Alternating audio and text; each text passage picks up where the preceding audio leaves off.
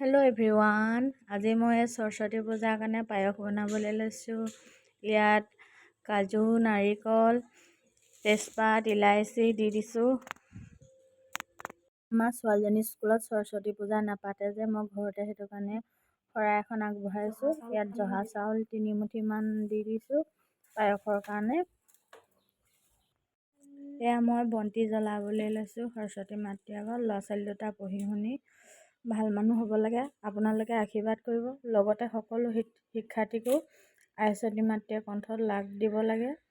এয়াই মোৰ ভগৱানৰ ওচৰত প্ৰাৰ্থনা। আৰু আগন্তুক মেট্ৰিক পৰীক্ষা দিয়া, হায়াৰ ছেকেণ্ডেৰী দিয়া শিক্ষাৰ্থীসকলকো মই এবাৰ প্ৰাৰ্থনা কৰিছোঁ, তেওঁবিলাকে যে পঢ়ি শুনি পৰীক্ষাত ভালদৰে উত্তীৰ্ণ হ'ব লাগে। এয়া মই পুৰি বনাবলৈ লৈছোঁ সৰস্বতী পূজাৰ কাৰণে। এয়া যে আমাৰ সৰস্বতী পূজাৰ কাৰণে আয়োজন কৰিছিলোঁ। পায়স আছে, ইয়াত পুৰি আছে, ইয়াত কবি ভাজি, ইয়াত বুনিয়া লাডু,